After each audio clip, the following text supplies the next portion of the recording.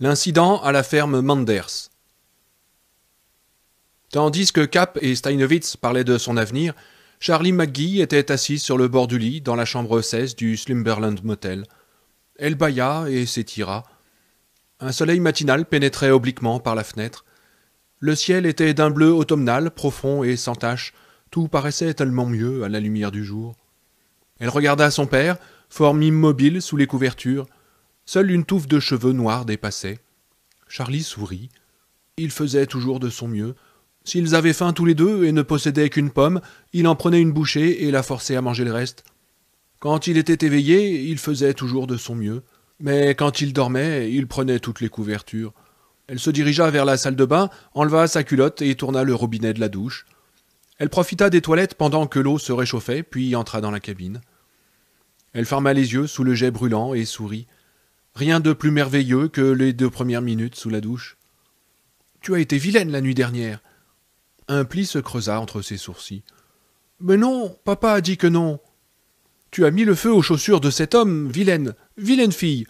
Tu aimes quand Nounours est tout brûlé ?» Le froncement s'accentua. La gêne faisait à présent place à la peur et à la honte. L'ours calciné n'atteignait jamais la surface de son esprit. Il resta à l'état de pensée latente. Comme cela se produisait souvent, sa culpabilité semblait être entièrement résumée en une odeur de brûlé, de tissu et de bourre grésillant. Cette odeur amenait des images confuses de sa mère et de son père penchés sur elle. C'étaient des grandes personnes, des géants. Ils avaient peur, ils étaient en colère. Leur voix tonnait, craquait comme des gros blocs de pierre dévalant le flanc d'une montagne dans un film. « Vilaine, vilaine fille, pas faire ça, Charlie, jamais, jamais !» Quel âge avait-elle ? 2 ou 3 ans ? Jusqu'où pouvait-on remonter dans ses souvenirs ? Elle avait demandé ça à papa une fois et il avait répondu qu'il ne savait pas. Il se rappelait avoir été piqué par une guêpe et sa mère lui avait dit qu'il avait 15 mois lorsque c'était arrivé. Son plus ancien souvenir, les visages des géants penchés sur elle, les voix comme des rochers roulants et une odeur de gaufres brûlés. L'odeur provenait de ses cheveux. Elle y avait mis le feu et presque tous avaient cramé. C'est après ça que papa avait parlé d'Ed et que maman était devenue toute drôle, riant et pleurant à nouveau si fort et d'une façon si bizarre que papa l'avait giflée. Elle s'en souvenait parce que c'était la seule fois où elle avait vu son père faire quelque chose comme ça à sa mère. On devrait peut-être penser à demander de l'aide pour elle, avait dit papa. Il se trouvait dans la salle de bain et elle avait la tête mouillée parce que son père l'avait mise sous la douche. Oh oui, avait dit maman, allons voir le docteur Van Less, il nous donnera toute l'aide qu'on voudra, comme la première fois. Ensuite les rires, les pleurs et la gifle. Tu as été vilaine hier soir. Non, murmura-t-elle sous les crépitements de la douche. Papa a dit que non. Il a dit que ça aurait pu être sa figure. Tu as été vilaine hier soir. Mais ils avaient besoin de l'argent des téléphones. Papa l'avait dit. Très vilaine. Elle songea soudain à sa mère. Charlie avait alors 5 ans, presque 6. Elle n'aimait pas penser à ça, mais les souvenirs étaient revenus et elle ne pouvait pas les repousser. Ça s'était passé juste avant que les méchants ne viennent et lui fassent du mal. Avant qu'ils la tuent, tu veux dire ? Ils l'ont tuée. Bon, d'accord, avant qu'ils la tuent et emmènent Charlie. Papa l'avait prise sur ses genoux pour lui raconter une histoire, sauf qu'il n'avait pas les livres habituels qui parlaient de Pooh et de Tiger, ou de Monsieur Crapaud et de Willy Wonka. Il avait plein de livres très épais et sans images. Elle avait plissé son nez et demandé celui de Pooh. « Non, Charlie, avait-il répondu. Je vais te lire d'autres histoires, et il faut que tu écoutes. Tu es assez grande maintenant, je crois, et ta mère le pense aussi. Ça te fera certainement un peu peur, mais il le faut, ce sont des histoires vraies. » Elle se rappelait les titres des livres, parce que ça lui avait fait vraiment peur. Il y en avait un appelé « L'eau », par un monsieur Charles Fort, l'autre appelé « Plus étrange que la science » par monsieur Frank Edwards, un autre encore appelé « La vérité de la nuit », et puis un dernier « Pyrokinésie, compte-rendu d'un cas ». Mais maman n'avait pas voulu qu'on lise celui-là.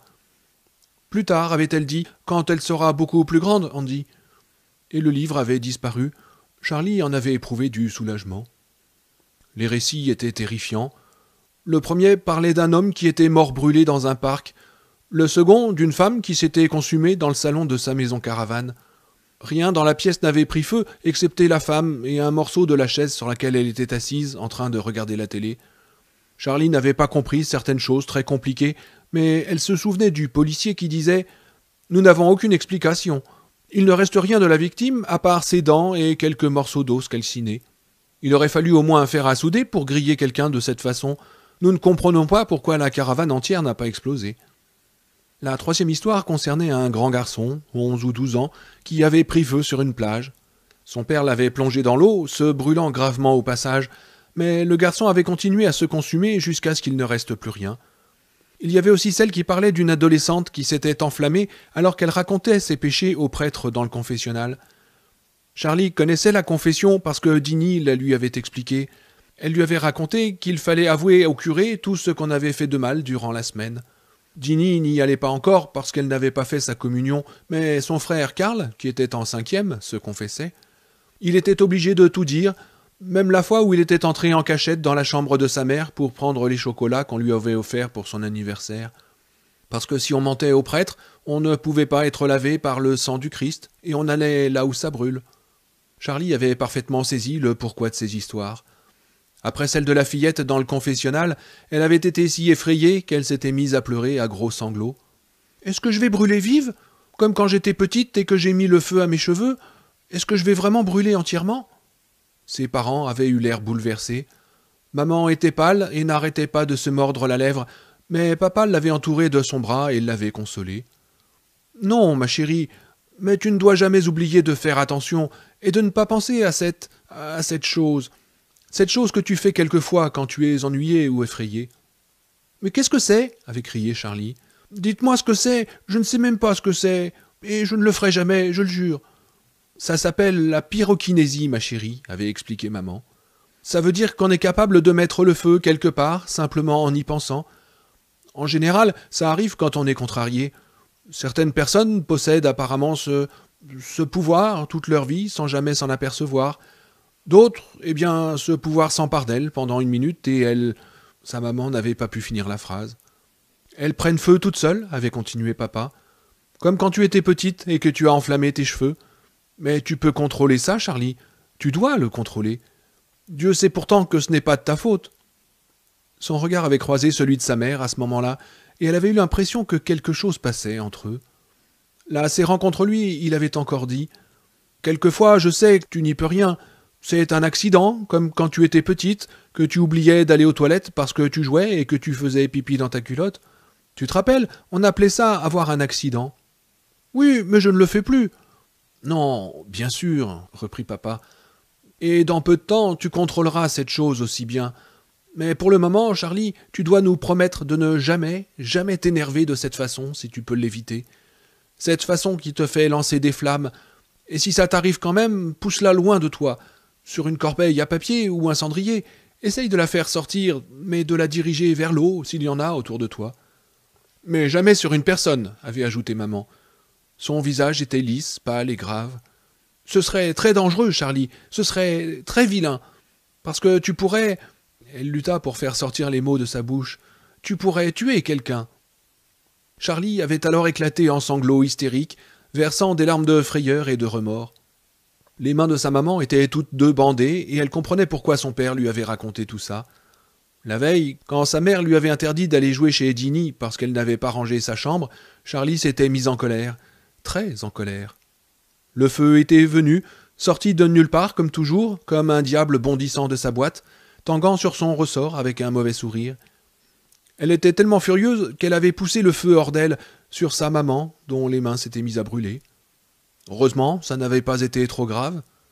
Ça aurait pu être pire, ça aurait pu être son visage. Parce que l'évier était rempli d'eau savonneuse pour la vaisselle, mais ce n'était pas bien du tout, et elle avait promis à ses parents que plus jamais, jamais... L'eau chaude ruisselait sur sa figure, ses épaules, sa poitrine, l'enfermant dans une douce enveloppe, un cocon.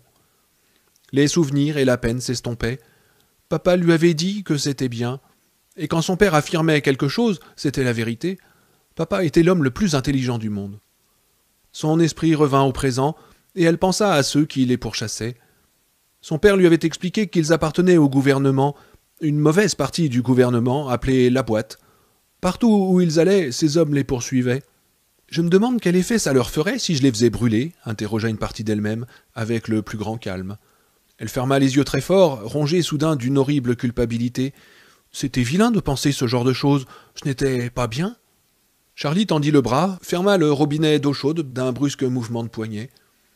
Elle resta 2 minutes sous le jet d'eau glacée, frissonnante, résistant à l'envie de sortir.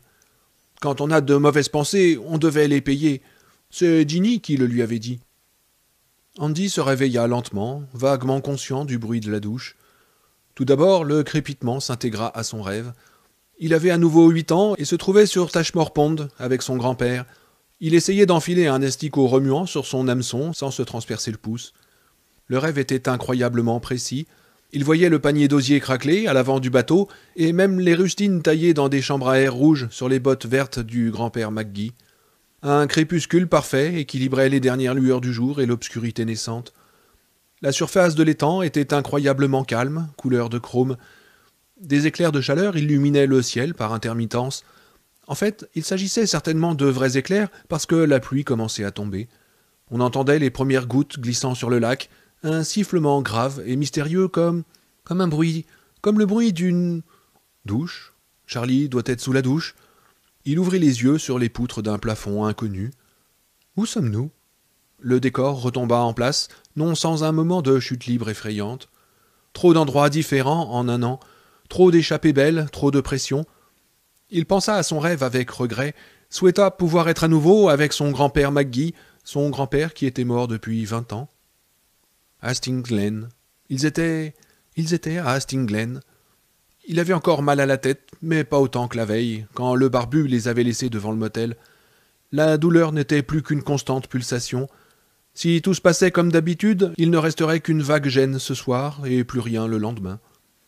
La douche s'était arrêtée. Il s'assit dans le lit et regarda sa montre. 11h moins le quart. « Charlie ?»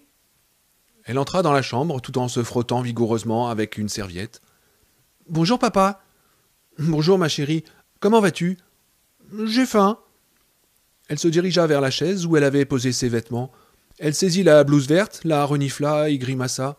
« J'ai besoin de changer de vêtements. »« Oh, il faudra que tu te contentes de cela pour le moment, bébé. On t'en trouvera d'autres plus tard. »« J'espère qu'on ne va pas attendre trop longtemps pour manger. »« Écoute, on va faire du stop, dit-il, puis on s'arrêtera au premier café. »« Papa, quand j'ai commencé à aller à l'école, tu m'as dit de ne jamais monter en voiture avec des étrangers. » Elle avait enfilé son chemisier, sa culotte et le regardait d'un air singulier. Andy sortit du lit, s'approcha d'elle et posa ses mains sur les épaules de sa fille. « Le diable qu'on ne connaît pas est parfois préférable à celui qu'on connaît, déclara-t-il. Est-ce que tu comprends ce que ça veut dire ?» Elle réfléchit. Le diable qu'il connaissait devait être les hommes de la boîte, ceux qui les avaient poursuivis la veille à New York. Alors l'autre... Mais je crois que ça veut dire que la plupart des gens qui conduisent une voiture ne travaillent pas pour cette boîte, annonça-t-elle. Il sourit. C'est exact. Mais ce que j'ai dit auparavant tient toujours, Charlie. Quand tu as des ennuis, tu es parfois obligé d'agir comme tu ne le ferais jamais en temps normal. Le visage de la fillette devint grave, attentif. Comme faire sortir l'argent des téléphones ? Oui. Mais c'était pas mal. Non, vu les circonstances, ce n'était pas mal. Parce que... Quand t'as des ennuis, tu fais tout ce qu'il faut pour en sortir. Oui, à quelques exceptions. Lesquelles, papa ? Il lui ébouriffa les cheveux. On verra plus tard, Charlie. Détends-toi maintenant. Elle insista. Je n'ai pas voulu mettre le feu aux chaussures de l'homme. Je l'ai pas fait exprès. Oui, je sais, bien sûr que non. Alors elle se détendit.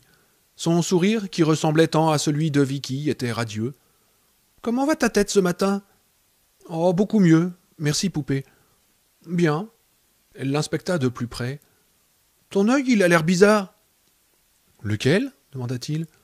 Elle désigna le gauche. Celui-là. Ah bon ? Il se rendit dans la salle de bain et essuya un coin du miroir embué. Il regarda longtemps son œil et sa bonne humeur s'estompa. Celui de droite était gris-vert, comme d'habitude, couleur d'océan par un jour pluvieux de printemps. Le gauche avait un iris normal, mais le blanc était injecté de sang. La pupille paraissait plus petite que l'autre et la paupière tombait légèrement. La voix de Vicky résonna soudain à ses oreilles, aussi claire que si elle s'était tenue debout derrière lui. « Ces migraines, Andy, elles me font peur.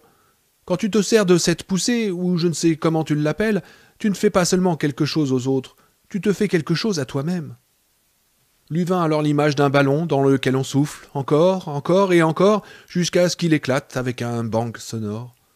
Du bout des doigts de sa main droite, il tâta le côté gauche de son visage, soigneusement. Il ressemblait au héros d'une pub télé s'émerveillant de la qualité de son rasage. Il trouva 3 points, le premier sous l'œil, le second sous la pommette, le troisième juste sous la tempe, où la peau était devenue insensible. La peur envahit le creux de son corps, comme la brume silencieuse du crépuscule. Il s'inquiétait autant pour lui que pour Charlie. Que deviendrait-elle si elle se retrouvait seule? Il la vit derrière lui, dans le miroir, comme s'il l'avait appelée. « Papa ?» Elle paraissait anxieuse. « Est-ce que ça va ?»« Très bien, » répondit-il d'une voix qui lui parut assurée. Elle ne tremblait pas, n'était pas faussement enjouée. « Je pensais simplement que j'avais besoin d'un bon rasage. » Elle gloussa en portant sa main devant sa bouche. « Ouais, tu piques comme du scotch-brit. Le modèle pour casserole. » Il la pourchassa jusque dans la chambre et frotta sa joue râpeuse contre la peau douce de Charlie. Elle se débattit en riant. Pendant qu'Andy chatouillait sa fille, Orville Jamienson, alias O.J., alias Le Jus, et Bruce Cook, un autre agent de la boîte, sortaient d'une Chevrolet bleu clair garée devant le Hastings Diner. O.J. s'arrêta un instant, embrassant d'un regard la rue principale, son parking en pente, son magasin d'accessoires en tout genre, son épicerie, ses 2 stations-service, son drugstore, son bâtiment municipal en bois, orné d'une plaque commémorant un événement historique qui n'intéressait personne. La rue principale était aussi la route 40, et les McGee se trouvaient à moins de 6 kilomètres d'O.J. et de son camarade. « Regarde-moi ce trou, fit O.J., l'air dégoûté. J'ai grandi pas loin d'ici, Lowville. Tu as déjà entendu parler de Lowville, dans l'État de New York ?» Bruce Cook fit non de la tête. « C'est pas loin d'Utica non plus, là où on fabrique la bière, Utica Club. Le jour le plus heureux de ma vie, c'est celui où je me suis tiré de Lowville. » O.J. glissa une main sous sa veste et réajusta le pompeur à l'intérieur de sa gaine. « Voilà Tom et Steve, dit Bruce. De l'autre côté de la rue, une Packer brun clair venait de se ranger sur un emplacement de parking qu'un camion de ferme venait juste de quitter. 2 hommes vêtus de costumes sombres en descendirent. On aurait dit des banquiers.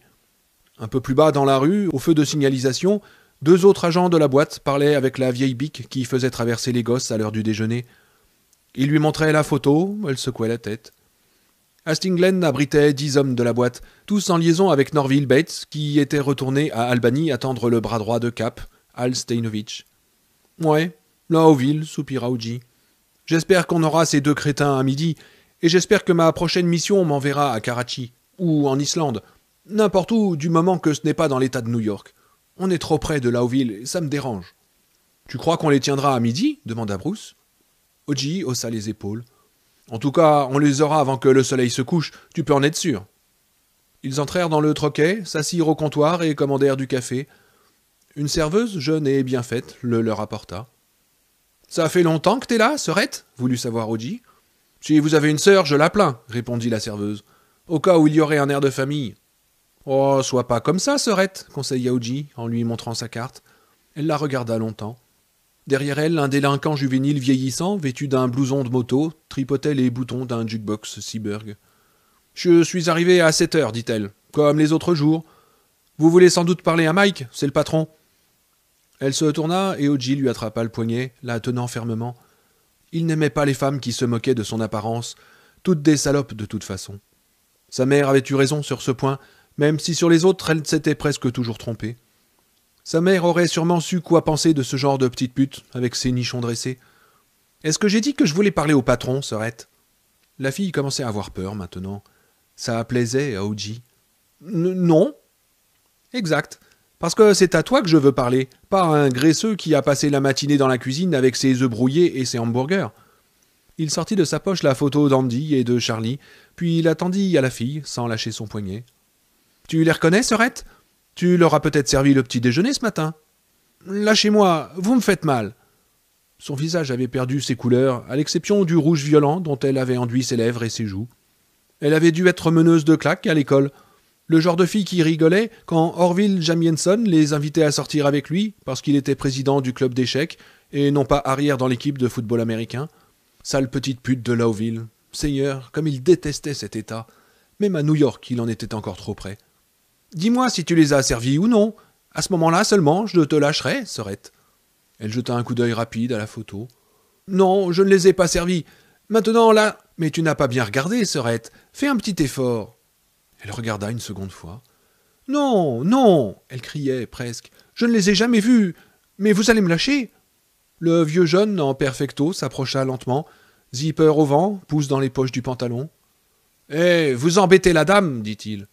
Bruce Cook lui jeta un franc regard de mépris. Oh, fais gaffe, toi, ou tu pourrais bien être le prochain qu'on décide d'embêter, face de pizza. Oh, souffla le jeune au blouson. Sa voix soudain s'était faite toute petite. Il s'éloigna très vite, se souvenant brusquement d'un rendez-vous urgent. Assises à une table, deux vieilles dames surveillaient d'un air inquiet la scénette au comptoir. Un homme corpulent, portant un tablier de cuisine raisonnablement propre, probablement Mike, le patron, se tenait dans l'embrasure de la porte des cuisines. Lui aussi regardait. Dans une main, il tenait, sans grande autorité, un couteau à découper. « Qu'est-ce que vous cherchez, les gars » demanda-t-il. « C'est des fédéraux » répondit la serveuse plutôt mal à l'aise. « Alors, tu les as pas servis, t'en es sûr » fit Oji. « Oui, j'en suis sûr. » Elle était au bord de larmes. « T'as intérêt. Une erreur pourrait bien t'envoyer en prison pour 5 ans, Sœurette. »« Mais j'en suis sûr » murmura-t-elle. Une larme déborda de la paupière et glissa sur sa joue. « Lâchez-moi, s'il vous plaît. Arrêtez de me faire mal. » Oji serra encore plus fort pendant quelques secondes. Il aimait sentir les os fins bouger sous ses doigts, aimait l'idée qu'il lui suffisait de presser un peu plus pour les faire craquer. Il lâcha la fille. Dans le café, le silence régnait. Seule la voix de Stevie Wonder, sortant du Seaburg, susurrait aux consommateurs terrifiés que ça leur ferait des frissons partout. À ce moment, les deux vieilles dames se levèrent et sortirent précipitamment. Oji prit son café, se pencha par-dessus le comptoir, renversa le liquide brun sur le sol et laissa tomber la tasse qui se brisa. De gros éclats de porcelaine giclèrent dans toutes les directions. La serveuse pleurait à chaudes larmes. « Merdeux ce jus !» dit Oji. Le patron agita son couteau sans grand enthousiasme et le visage d'Oji s'éclaira. « Allez, mec !» lança-t-il, riant à moitié. « Vas-y, essaye un peu !» Mike reposa le couteau près du toaster et s'écria soudain d'une voix vibrante de honte et d'indignation. « J'ai combattu au Vietnam. Mon frère a combattu au Vietnam. Je vais écrire à mon député. Attendez un peu, vous allez voir. » Oji le dévisagea. Au bout d'un moment, Mike baissa les yeux, effrayé. Les deux hommes sortirent. La serveuse se baissa vivement pour ramasser les morceaux de porcelaine tout en sanglotant. Dehors, Bruce demanda. « Y a combien de motels ?»« 3 et 6 chalets de touristes, » répondit Oji en regardant le feu clignotant. Ça le fascinait. Dans le Lauville de sa jeunesse, il y avait un café avec une pancarte accrochée au-dessus du double chauffe-plat Silex qui disait « Si vous n'aimez pas notre ville, procurez-vous un indicateur de chemin de fer. » Combien de fois avait-il rêvé d'arracher cette pancarte et de la fourrer dans la gorge du premier venu ? « On est en train de les contrôler, dit-il en se dirigeant vers la Chevrolet bleu clair, appartenant au pool automobile gouvernemental, payé et entretenu par l'argent des contribuables. On saura bientôt à quoi s'en tenir. » John Mayo était en compagnie d'un agent nommé Ray Knowles. Il suivait la route 40 en direction du Slumberland Motel. Il conduisait une Ford Gold d'un modèle assez récent, et au moment où il atteignait la dernière colline le séparant du motel, un des pneus creva. « Oh merde !» lâcha John, tandis que la voiture commençait à tanguer et à tirer à droite. « Saloperie de matériel gouvernemental ! Putain de pneus rechappés !» Il se gara sur l'accotement et alluma les feux de détresse. « Continue !» ajouta-t-il. « Je vais le changer. »« Laisse-moi t'aider !» déclara Ray. « On en a pour 5 minutes. »« Non, non, continue, c'est juste après la montée, je crois. »« Tu en es sûr ?»« Ouais, je te reprendrai au passage, sauf si la route secours est à plat, et ça ne m'étonnerait pas. » Un camion brinque-ballant les dépassa. C'était celui qu'Oji et Bruce Cook avaient vu quitter la ville au moment où ils arrivaient devant le Hastings Diner. Ray sourit. Oh « J'espère que non. Tu serais obligé de faire une demande en 4 exemplaires pour en avoir une neuve. »« Ouais, j'en sais quelque chose, » répondit John d'un air maussade. Ils firent le tour de la voiture et Ray ouvrit le coffre. La roue de secours était en bon état. « Allez, ok, tu peux y aller, » dit John. « Oh, tu sais, on en a vraiment pour 5 minutes à changer, cette saleté. »« Oui, je sais. Et les 2 zigs ne sont pas dans ce motel, mais jouons le jeu à fond. Après tout, ils doivent bien être quelque part. »« Ok, d'accord. » John sortit le pneu et le cric du coffre. Ray Knoll le regarda faire quelques minutes, puis se mit en route vers le Slumberland Motel. Andy McGee attendait avec Charlie sur le bas-côté de la route 40, de l'autre côté du motel. Ses craintes au sujet de la voiture qu'il s'était inventée avaient fait long feu. La femme, à la réception, ne s'intéressait qu'à la petite portable Hitachi posée sur le comptoir. Un fil de Nahu miniature y était enfermé et elle le dévorait des yeux. Elle glissa la clé qu'Andy lui tendait dans la fente du courrier, sans même quitter l'image du regard. « J'espère que le séjour a été agréable, dit-elle. Elle avait déjà avalé la moitié d'une boîte de donuts au chocolat et à la noix de coco. « Très agréable, répondit Andy. Et il sortit. Charlie l'attendait dehors. En descendant les marches du perron, il fourra dans la poche de sa veste le reçu que la femme lui avait donné. Les pièces provenant des cabines de l'aéroport d'Albany tintèrent légèrement. « Tout va bien, papa » demanda Charlie, tandis qu'il se dirigeait vers la route. « Pas de problème, dit-il, en entourant de son bras les épaules de sa fille. De l'autre côté de la colline, à leur droite, Rake Knoll et John Mayo venaient juste de crever un pneu. « Où est-ce qu'on va, papa ?»« J'en sais rien. Ça ne me plaît pas, je me sens nerveuse. »« Je crois qu'on a de l'avance sur eux, dit-il, ne t'inquiète pas. Ils sont probablement toujours en train de courir après le chauffeur de taxi qui nous a conduits à Albany. » Mais il cherchait simplement à exorciser sa peur. Il le savait, et Charlie aussi, sans doute. Le simple fait d'être sur la route, à découvert, lui donnait l'impression d'être aussi exposé qu'un forçat de dessin animé en costume rayé. « Arrête, se dit-il. Si ça continue, tu vas les voir partout, derrière cet arbre ou derrière la prochaine côte. Ne dit-on pas que le comble de la paranoïa et celui de la prudence ne sont qu'une et unique chose ? »« Charlie, commença-t-il. »« Allons chez grand-père, lâcha-t-elle. Il la regarda surpris. Son rêve lui revint. Il pêchait sous la pluie, le bruit des gouttes d'eau était devenu celui de la douche que prenait Charlie. « Qu'est-ce qui t'a fait penser à ça ?» demanda-t-il. Grand-père était mort bien avant la naissance de Charlie. Il avait passé toute sa vie à Tashmore, dans le Vermont, une petite ville à l'ouest de la frontière du New Hampshire. La mère d'Andy avait hérité de la maison du lac, qui lui était revenue ensuite à la mort de cette dernière. La ville l'aurait depuis longtemps confisquée pour non-paiement d'impôts si grand-père n'avait pas laissé une petite somme destinée à couvrir ses dettes.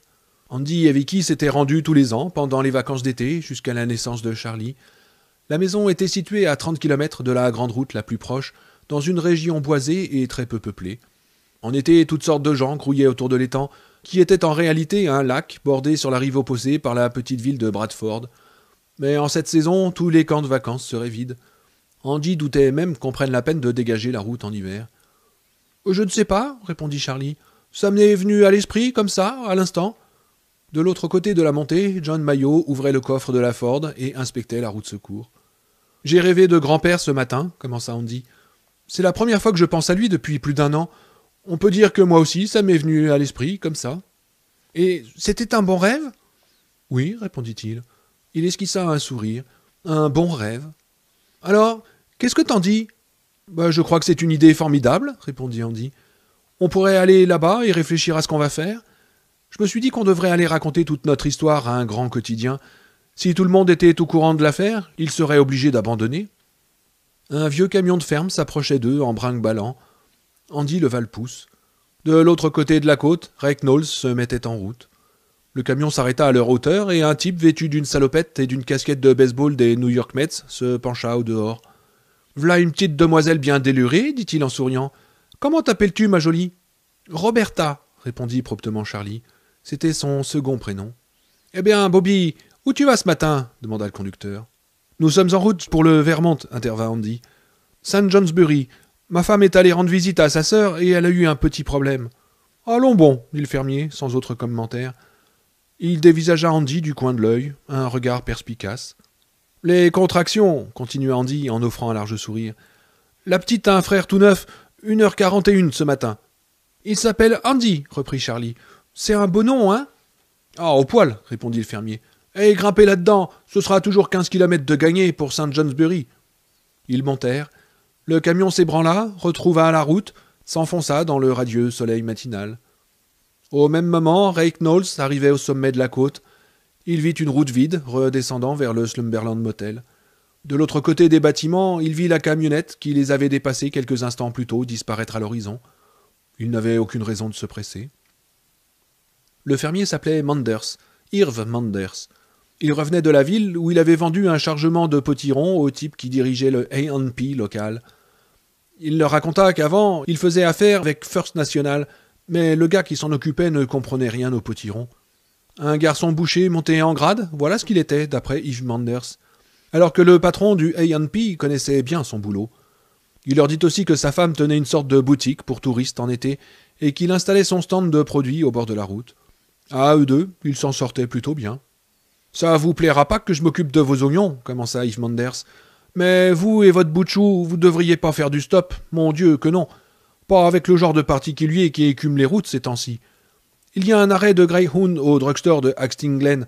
C'est ça qu'il vous faut. Eh bien, c'est-à-dire, répondit Andy, pris de court. Charlie s'inséra adroitement dans la brèche. Papa n'a pas de travail, expliqua-t-elle gaiement. C'est pour ça que ma maman a été obligée d'aller chez tante M pour avoir le bébé. Tante M n'aime pas papa, alors on est resté à la maison. Mais maintenant, on va aller voir maman. Hein, papa? Oh, Bobby, ce sont des choses plutôt intimes, répondit Andy, prenant le ton du type mal à l'aise. Il se sentait vraiment mal à l'aise. Le scénario de Charlie était plein de trous. Oh, pas un mot de plus, décréta Irv. Les histoires de famille, je sais ce que c'est. Quelquefois même, ça peut faire du vilain. Je sais aussi ce que c'est que d'être fauché. Il n'y a pas de honte à ça. Andy se racla la gorge, mais se tut. Il ne trouvait rien à répondre. Ils roulèrent un moment en silence. Dites, et si vous veniez déjeuner avec nous à la maison demanda soudain Irv. Oh non, c'est vraiment un pot. Avec grand plaisir, coupa Charlie. N'est-ce pas, papa? Il savait que les intuitions de Charlie étaient généralement bonnes. Il était aussi trop épuisé, physiquement comme mentalement, pour s'opposer à sa fille. C'était une gamine bourrée de sang-froid, agressive, et plus d'une fois, Andy s'était demandé qui menait réellement le bal. « Si vous êtes sûr qu'il y aura assez, concéda-t-il. « Bon, il y a toujours assez, affirma Irv Manders en passant enfin la troisième. Il roulait entre deux rangées d'arbres aux couleurs d'automne, des érables, des ormes, des peupliers. « Oh non, je suis content que vous soyez des nôtres. »« Oh, merci beaucoup, répondit Charlie. « Le plaisir est pour moi, Butchou, renchérit Irv. « Pour ma femme aussi, quand elle t'aura vu. » Charlie sourit. Andy se frotta les tempes. Sous les doigts de sa main gauche, il sentit une de ces portions de peau où tout nerf semblait mort. Cette découverte le rendait nerveux. Il avait toujours la sensation que les autres étaient sur leurs talons. La femme, qui 20 minutes plus tôt avait récupéré la clé de la chambre d'Andy au Slumberland Motel, commençait à s'inquiéter. Elle avait complètement oublié Phil Donahue. « Vous êtes sûr que c'est bien lui ?» répéta Rick Knowles pour la troisième fois. Ce petit homme net, bien mis et pourtant étriqué, ne lui plaisait pas. Il travaillait peut-être vraiment pour le gouvernement, mais c'était loin de rassurer Lena Cunningham. Elle n'aimait pas son visage étroit, ni les rides autour de ses yeux bleus et froids. Par-dessus tout, elle n'aimait pas la façon dont il lui fourrait la photo sous le nez. « Oui, c'était lui, affirma-t-elle. Mais il n'avait pas de petite fille avec lui, et parole, monsieur. Mon mari vous dirait pareil, il travaille de nuit. Alors on se voit presque jamais, sauf pour le dîner. Il vous dirait... » Mais un deuxième homme rentra à nouveau. Avec une panique croissante, Lena constata qu'il avait un talkie-walkie dans une main et un énorme pistolet dans l'autre. « C'était bien eux, lança John Mayo. La fureur et la déception le rendaient presque hystérique. Deux personnes ont dormi dans ce lit, cheveux blonds sur un oreiller et noirs sur l'autre. Saloperie de pneus crevés, saloperie de merde. Dans la salle de bain, les serviettes étaient encore mouillées et la douche goûtait. On les a ratées de 5 minutes, Ray. » Il renfonça son arme dans son holster. « Je vais chercher mon mari, dit Lena d'une voix faible. « Oh, c'est pas la peine, répondit Ray. Il prit John par le bras et l'entraîna dehors. Maillot pestait, toujours contre le pneu. « Laisse tomber, John. Est-ce que tu as vu Oji en ville ?»« Oui, j'ai eu Norville aussi. Il arrive d'Albanie avec Al Steinovitch. Il a débarqué il y a à peine 10 minutes. »« Ben, c'est parfait, répondit Ray. Écoute, Johnny, réfléchis une minute. Ils ont sûrement fait du stop. »« Oui, sans doute, sauf s'ils ont tigé une bagnole. »« Bon, écoute, le type est prof d'anglais. Il serait incapable de piquer un paquet de bounty à la cantine d'un institut pour aveugles. Ils ont fait du stop, je te dis. C'est comme ça qu'ils sont venus d'Albanie hier soir. Et ils ont recommencé ce matin. Je te parie mon salaire d'une année qu'ils étaient au bord de la route, le pouce levé, pendant que je montais la côte. Hein, s'il n'y avait pas eu ce pneu... » Derrière ses lunettes cerclées de métal, le regard de John était celui d'un chien battu. Sa promotion s'éloignait à lents coups d'aile. « Oh, chiotte le pneu, dirait. Qu'est-ce qui nous a dépassés après la crevaison ?» John réfléchit tout en attachant le talkie-walkie à sa ceinture. « Un camion de ferme, je crois. »« Oui, c'est bien ce qu'il me semblait, » approuva Ray. Il se retourna et aperçut la face de lune de Lena Cunningham qui les observait de la fenêtre de l'entrée. Elle vit qu'il l'avait repéré. Le rideau retomba en place. « Oui, un camion plutôt branlant, » continua Ray. « S'il ne quitte pas la grande route, on devrait pouvoir le rattraper. »« Alors, allons-y, » déclara John. « On peut garder le contact avec Hal et Norville par l'intermédiaire de Oji. » Ils regagnèrent leur voiture. Quelques instants plus tard, la Ford Gold bondit hors du parking, les pneus arrière crachant des gerbes de gravier blanc. Lena Cunningham les regarda partir avec soulagement. Ce métier d'hôtelier n'était plus ce qu'il avait été. Elle alla réveiller son mari. Alors que la Ford conduite par Ray Knowles dévorait la route 40 à plus de 120 à l'heure, et qu'une cohorte de 10 ou 11 autres véhicules, tous banalisés et d'un modèle récent, convergeait vers Hastings Glen, Irv Manders tendait le bras à gauche et quittait la grande route, empruntant une voie non signalée et grossièrement goudronnée en direction du nord-est. Le camion avançait en cliquetant. Charlie, à la demande du fermier, avait chanté la plupart des 9 chansons de son répertoire, qui incluaient des hits aussi éternels que Happy Birthday to You et Jésus Loves Me. La petite route serpentait le long d'une série de coteaux incroyablement boisés, puis descendait vers des terres cultivées plus plates. Alors qu'il longeait un taillis de verges d'or et de foin, une perdrix jaillit sur le côté gauche et Irv s'écria « Ne la rate pas, Bobby !» Charlie pointa son doigt et chantonna « Bang bang !» avant d'éclater de rire. Quelques minutes plus tard, Irv s'engagea sur un chemin de terre. 1,5 kilomètre plus loin, le camion parvint devant une boîte aux lettres bleues, blanc, rouge, sur laquelle on avait peint Manders au pochoir. Le fermier tourna encore dans une allée creusée d'ornières qui faisait près de 800 mètres de long. « Ça doit vous coûter les yeux de la tête pour faire dégager ça en hiver, commenta Andy. « Bon, je le fais moi-même, dit Irv. Ils débouchèrent devant un grand bâtiment de ferme en bois blanc, haut de 3 étages et orné de bordures vermantes. En voyant la maison, Andy jugea qu'elle avait dû passer pour très commune à sa construction, puis avait pris une allure excentrique au fil des ans. 2 appentis partant en oblique se rattachaient à l'arrière de la ferme. Au sud, on avait rajouté une serre. Au nord, une vaste véranda fermée avançait comme un jupon à mi-donner. Derrière la maison se dressait une grange rouge qui avait dû connaître des jours meilleurs. Entre le bâtiment principal et la grange se trouvait ce que les habitants de la Nouvelle-Angleterre appellent une arrière-cour, une étendue de terre poussiéreuse où s'ébattaient 2 douzaines de poules caquetantes. Quand la camionnette brinque-balla vers elles s'enfuirent, criant et battant de leurs ailes inutiles par-delà un billot où était plantée une hache. Irv fit entrer le camion dans la grange. Une odeur de foin douceâtre y régnait et Andy pensa aux étés du Vermont. Lorsque le fermier coupa le contact, tous entendirent un meuglement grave et musical provenant du fond du bâtiment plongé dans la pénombre. « Vous avez une vache » dit Charlie. Une sorte d'extase se peignit sur son visage. « Je l'entends. »« On en a 3, répondit Irv. « Celle que tu entends, c'est Bossy. Plutôt original comme nom, hein, Butchou? Elle est persuadée qu'il faut la traire 3 fois par jour. Tu la verras plus tard, si ton papa le permet. »« Et tu permets, papa ?»« Oh, je crois que oui, dit Andy, abandonnant définitivement toute résistance mentale. Il s'était planté sur le bord de la route pour faire du stop et se retrouvait quasiment enlevé. « Venez, je vais vous présenter Mrs. Manders, dit le fermier. » Ils traversèrent l'arrière-cour, s'arrêtant au passage pour que Charlie examine tous les poulets qu'elle pouvait approcher. La porte de derrière s'ouvrit et une femme d'environ 45 ans descendit les marches du perron. Elle abrita ses yeux derrière sa main et appela « Dis donc, Irv, qui tu ramènes ?» Irv sourit. « Le Butchou, là, c'est Roberta, et ce gars, c'est son papa. J'ai pas encore entendu son nom, alors je sais pas si on est parents. » Andy fit un pas en avant et dit « Je m'appelle Frank Burton, madame. Votre mari nous a invités, Bobby et moi, à déjeuner, si vous êtes d'accord. Nous sommes heureux de faire votre connaissance. »« Moi aussi, » affirma Charlie, plus intéressé par les poulets que par la femme. « Moi, je suis Norma Manders. Entrez, vous êtes les bienvenus. » Andy vit le regard intrigué qu'elle lança à son mari. Ils pénétrèrent dans la maison par une entrée où les bûches s'empilaient à hauteur d'homme et débouchèrent dans une gigantesque cuisine dominée par un four à bois et une grande table recouverte d'une toile cirée à carreaux rouges et blancs. Il y avait une vague odeur de fruits et de paraffine, une odeur de confiture, pensa Andy. « Frank et son Butchou sont en route pour le Vermont, » expliqua Irv. « J'ai pensé que ça leur ferait pas de mal d'y aller le ventre plein. »« Bien sûr que non, » approuva sa femme. « Où est votre voiture, monsieur Burton ?»« Eh bien, » commença Andy. Il jeta un coup d'œil vers Charlie. Aucune aide à attendre de ce côté-là. Elle sautillait tout autour de la cuisine, examinant la pièce avec une franche curiosité d'enfant. « Frank a eu des ennuis, » reprit Irv en regardant sa femme en face.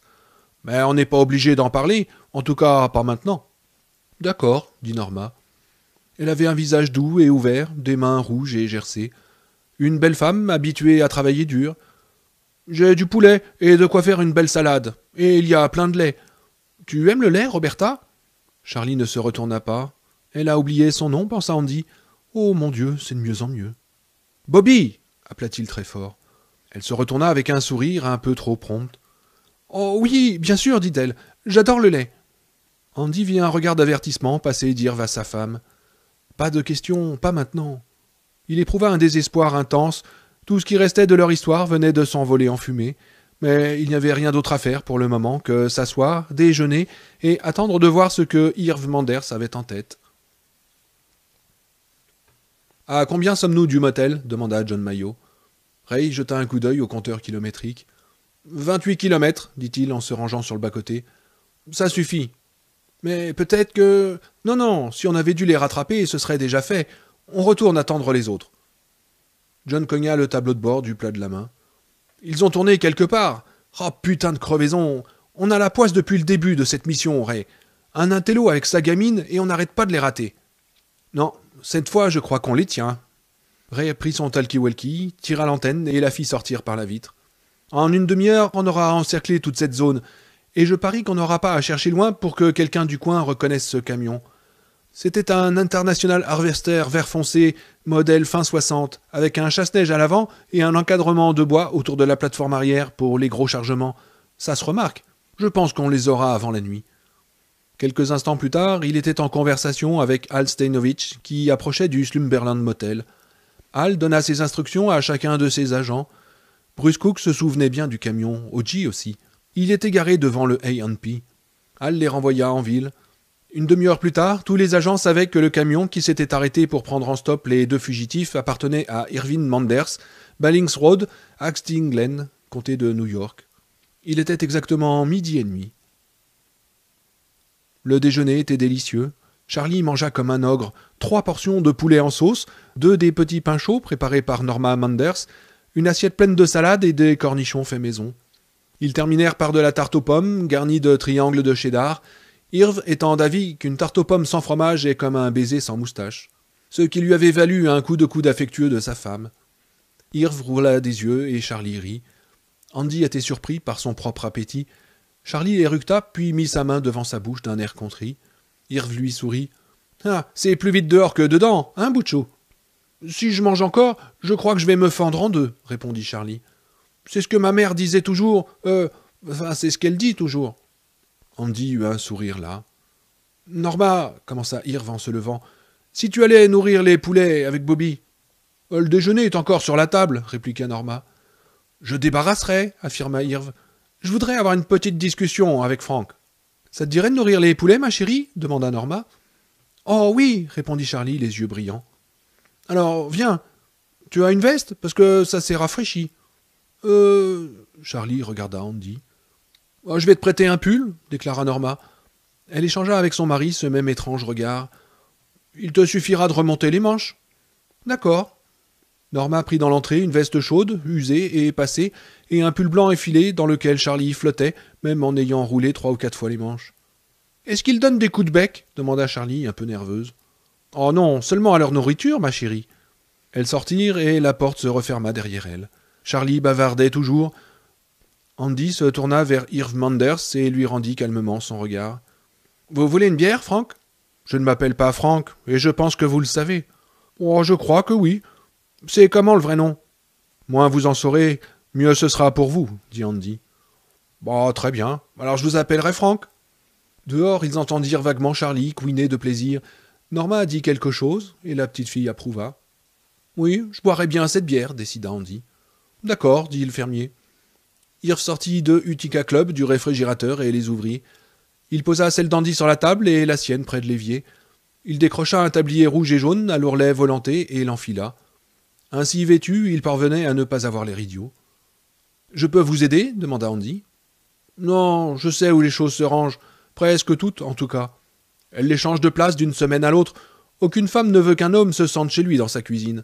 Elles aiment qu'on les aide, mais elles préfèrent qu'on soit obligé de leur demander où ranger la casserole et où trouver le scotch-brit. » Andy se souvint de sa période d'apprentissage dans la cuisine de Vicky et hocha la tête en souriant. « Me mêler des affaires des autres, c'est pas mon point fort, » reprit Irv en remplissant l'évier. Il ajouta du liquide vaisselle. « Je suis un fermier. Comme je vous l'ai dit, ma femme tient une petite boutique de curiosités au croisement de Ballings Road et de la Grande Route d'Albany. Nous sommes ici depuis presque 20 ans. » Il lança un coup d'œil vers Andy par-dessus son épaule. J'ai su que quelque chose n'allait pas à la seconde où je vous ai vus tous les deux au bord de la route. Un adulte et une fillette, ce n'est pas le genre de couple qu'on voit généralement faire du stop. Vous me suivez? Andy hocha la tête et but une gorgée de bière. Et puis, vous aviez l'air de sortir du Slumberland, mais vous n'aviez pas de bagages, même pas une trousse de toilette. J'avais presque décidé de ne pas m'arrêter, et j'ai changé d'avis, parce que, eh bien, il y a une différence entre ne pas se mêler des affaires des autres et faire semblant de ne pas avoir quelque chose de terrible. De terrible? C'est de ça qu'on avait l'air? Demanda Andy. À ce moment-là, oui, mais plus maintenant. Irv lavait soigneusement les vieilles assiettes dépareillées avant de les déposer sur l'égouttoir. Je ne sais pas quoi penser de vous deux. J'ai d'abord cru que vous étiez ceux que les flics recherchaient. Il remarqua le brusque changement sur le visage d'Andy et la façon dont il reposa sa boîte de bière sur la table. « Hein, alors c'est vous » murmura Irv. « J'espérais me tromper. »« Quels flics » demanda Andy d'une voix dure. « Ils ont bloqué toutes les grandes routes qui vont à Albany et en sortent, » expliqua Irv.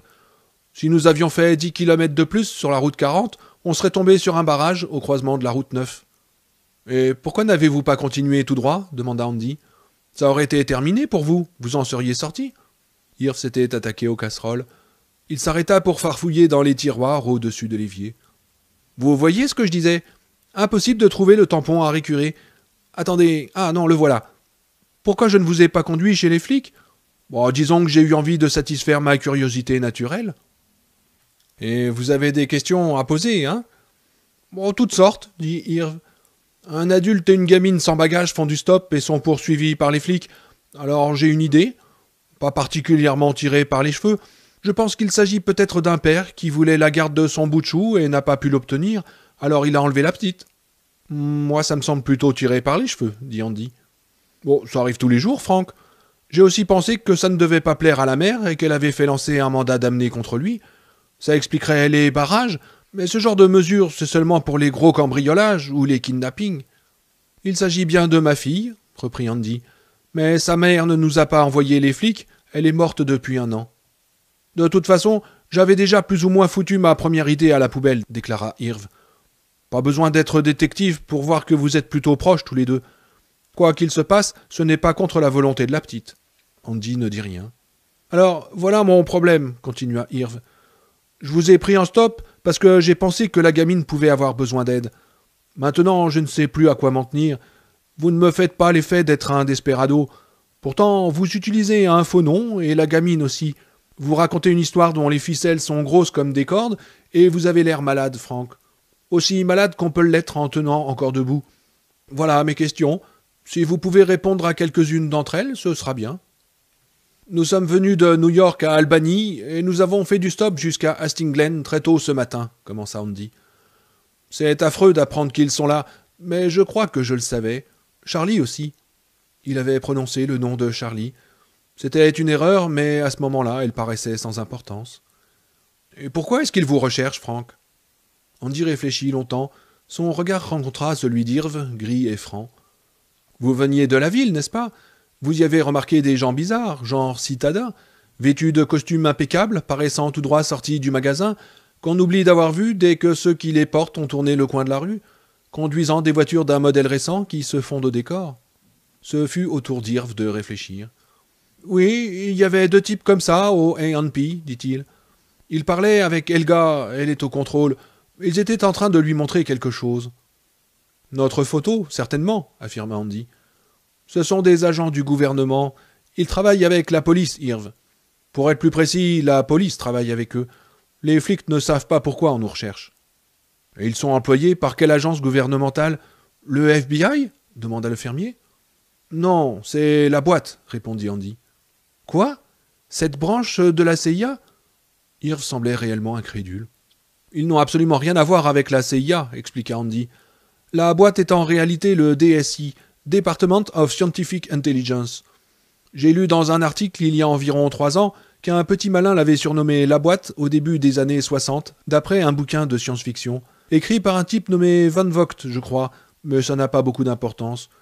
Ils sont censés s'occuper de projets scientifiques qui présentent des applications immédiates ou à venir touchant tous les aspects de la sécurité nationale. C'est la définition qui se trouve dans leur charte. L'opinion publique les associe principalement à la recherche énergétique qu'ils subventionnent et supervisent. Des trucs d'électromagnétisme et d'énergie de fusion. En réalité, leur domaine d'influence est beaucoup plus vaste.